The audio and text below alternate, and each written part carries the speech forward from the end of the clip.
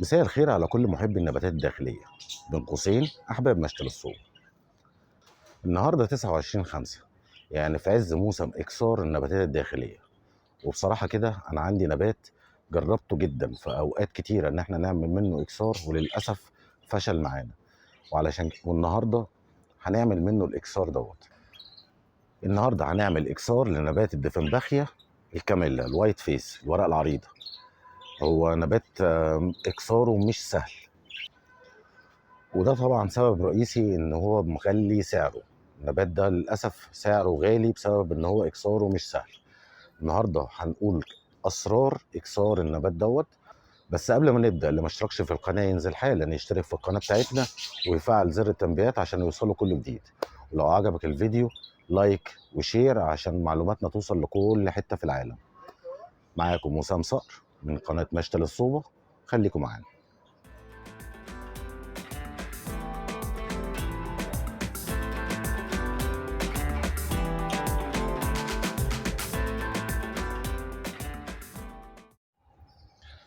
عندنا شرط وتركات كتيرة جدا عشان ننجح في إكسار النبات دوت، أو بمعنى أصح تعقيل النبات دوت.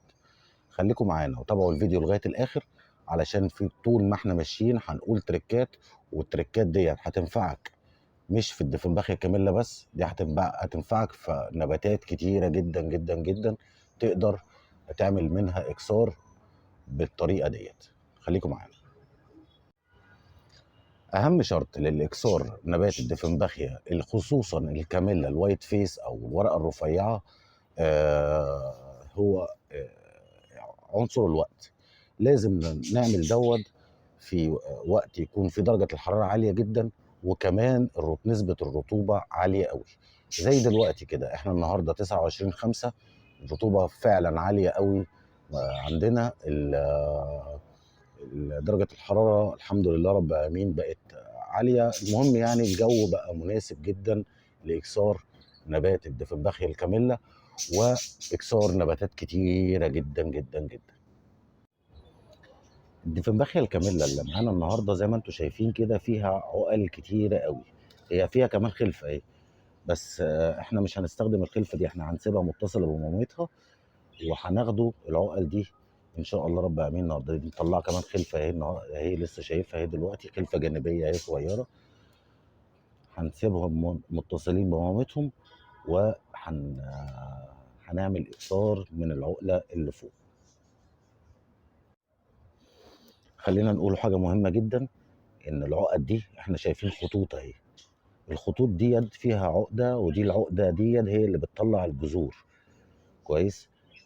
علشان كده لما نيجي نقص النبات، نقص ما بين العقده دي، يعني نقص في الحته الخضراء. يلا بينا نقص سوا. بسم الله.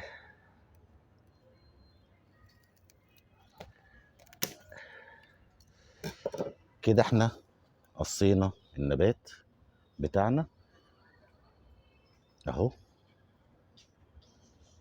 معانا، وعندنا عقد اهيت، عقل كتير اهيت هنقصها برضو اهي. بص هنعمل ايه، هنقص مع بعض كل 3 عقل، يعني كل عين 1 2 3، وهنقص. اسف طارت، هجيبها وارجع لكم. ده معانا اول عقله، عباره عن 3 خطوط. شايفين ادي 1 2 3، 1 2 3. وهي دي ان شاء الله رب العالمين اللي هنعقل منها برضو، يعني كل النبات دوت هناخد منه خلفات. وهنقص تاني، هنسيب 1 2، والورقه ديت هنشيلها،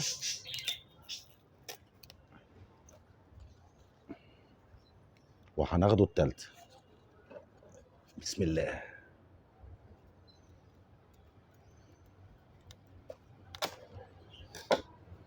وادي كده العقده التالتة، كده العقله التالتة. خليكم معانا عشان لسه في تريكات كتير احنا هنقولها. كده احنا عندنا النبات مجروح من كذا حته، يعني عندي دي الشوشه اهي، دي مجروحه فيها الجرح دوت، وفيها العقل بتاعتنا في كل عقله مجروحه جرحين. اهم حاجه بقى دلوقتي نعملها ان احنا نجيب مبيد فطري قوي قوي ونحطه العقل دي فيها. مبيد فطري قوي ونحط العقل دي فيها، وهنسيبها حوالي ربع ساعه. وتعالوا معايا نروح للام علشان فيها تركه مهمه جدا لازم نعملها دلوقتي حالا. الام عندنا فيها جرح كمان اهو. الجرح ده لازم لازم لازم نسده. طب هنسده ازاي؟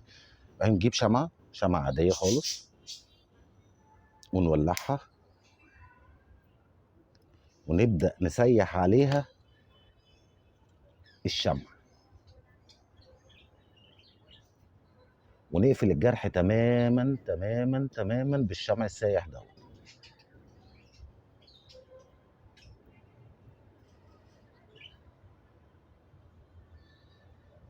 نتأكد ان مفيش ولا حتة مكشوفة حتى الأطراف.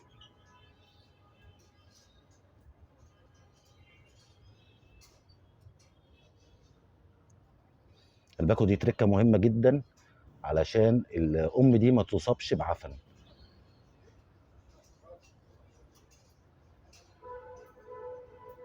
ونكتر الشمع، يعني نكتر الشمع فوقيه عشان لو في أي حتة باينة يبقى برضو يتسد.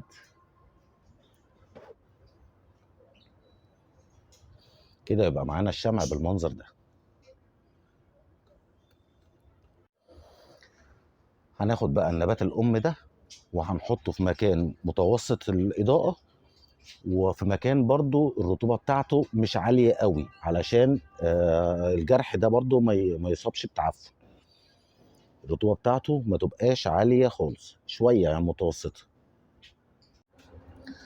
معلومة مهمة جدا لازم أقولها لكم، إن موضوع الشمع دوت ممكن تستغله في أي نبات شبه الدفنباخيا. يعني ممكن تستغله في الدفنباخيا، ممكن تستغله في الأجلونيما.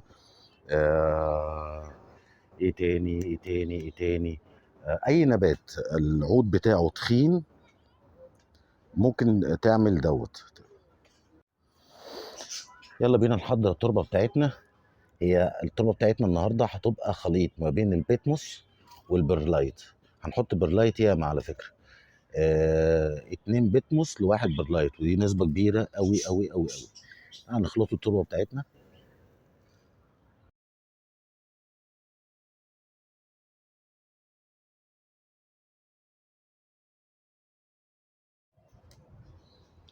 هنمسك اول حاجه شوشه اللي هي دي، ودي اهم حاجه عندي بصراحه، انا مهم جدا بالنسبه لي الشوشه دي.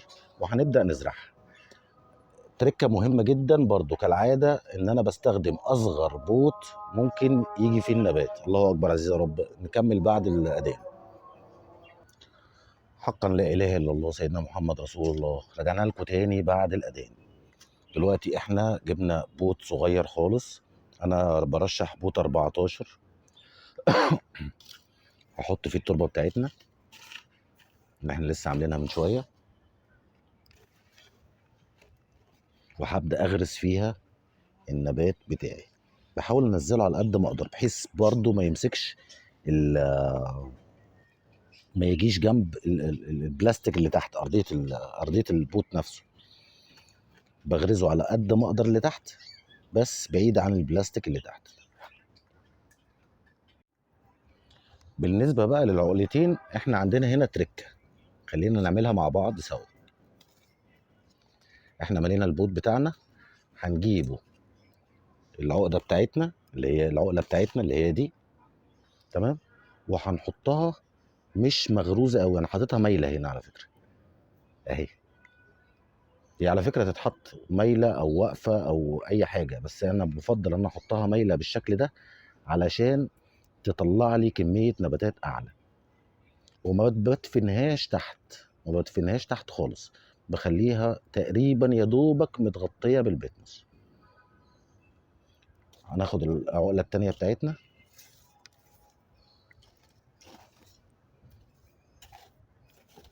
لسه عندنا تركات كتيره ما قلناهاش، وبرضه هنعمل نفس الحكايه. هنحطها المرة دي، هحطها بالطول واقفة عشان ينفع كده وينفع كده ان شاء الله رب العالمين. برضو مش هغرزها تحت خالص، يا دوبك متغطية بالبيتموس. تمام. اول حاجة هنعملها دي الكوباية اللي كان فيها المبيد الفطري، هبدأ اروي بالراحة كده بالمبيد الفطري دوت على النبات نفسه اهو، مكان العقلة اللي احنا حاطينها. وده طبعا كمان مهم معانا.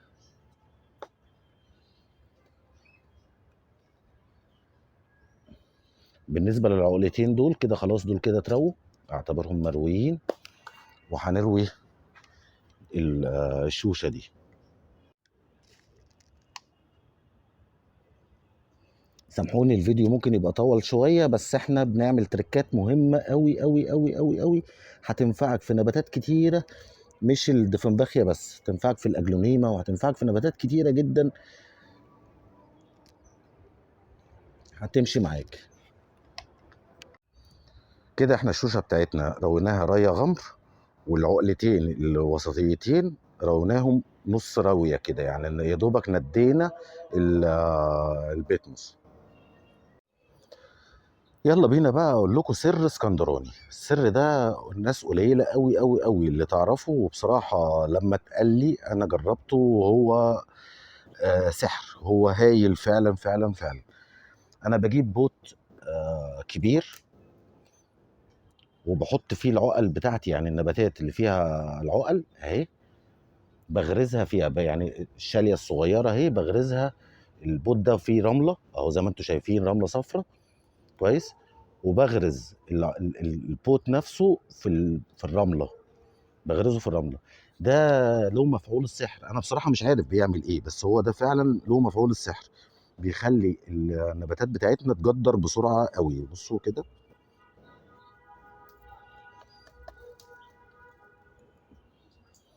بسم الله اهي. النبات اهو بقاله اسبوع بالظبط وجدر اهو، عقله اهي، النبات بقاله اسبوع بالظبط، وادي الجذور بتاعته، وتلاقي الجذور بتاعته تتسحب لتحت على طول باستمرار، يعني ان الجذور بتاعته تبقى هايله.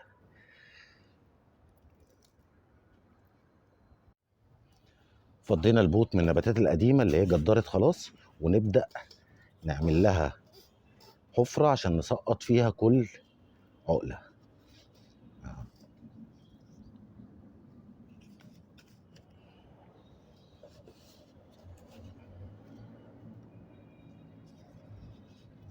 بس عايز تنزل كمان تحت.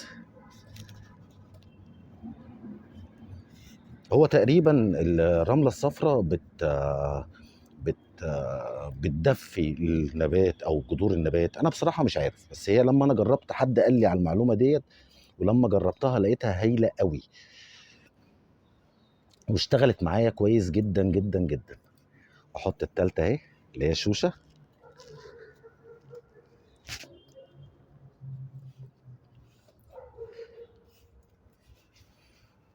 والتربه الرمله الصفراء دي برضو بتبقى مرويه، علشان كده هي برضو بتساعد ان البيتموس بيشفط الميه منها، عشان كده بتبقى زي ما انا قلت لكم قبل كده في الفيديو برضو دوت، ان احنا مش بنروي هنروي الموضوع ده مره واحده بس. فلما التربه دي الرمله بتبقى مرويه، البيتموس بيسحب الميه منها. وعلى فكره عادي خالص ان الرمله الصفراء تيجي على البيتموس، فوق البيتموس مفيش مشاكل خالص، زي ما انا عملت كده غطيت طبقه رفيعه خالص من الرمله الصفراء. اهم حاجه بقى دلوقتي ان احنا هناخده النبات دوت كله وهنحطه في مكان الرطوبه بتاعته عاليه قوي قوي قوي، زائد ان هو مكان يبقى ضلمه خالص، رطوبه عاليه ومكان ضلمه خالص، علشان النبات بتاعنا اللي هي الشوشه دي كمان تحديدا مش عايزينها تعمل بناء ضوئي وتسقط ورق كتير. فهي دلوقتي نبات من غير جذور، فاحنا عايزين نعمل بناء ضوئي بنسبة قليلة خالص. وبكده نكونوا قلنا كل حاجة على إكسار نبات الدفنباخيا الكاميلا، اللي أنا شايفها بصراحة من النباتات اللي مش سهلة. وقلنا تريكات كتيرة جدا جدا في الفيديو اللي وصل لغاية إن هو فعلا استفاد. يا رب يكون الفيديو عجبكم. ما تنسوش تدعمونا بلايك وشير، وما اشتركش في القناة ينزل حالا يشترك في القناة ويفعل زر التنبيهات عشان دايما يوصلك كل جديد. كان معاكم وسام صقر من قناة مشتل الصوبة. اشوفكم في فيديو جديد ان شاء الله. باي باي.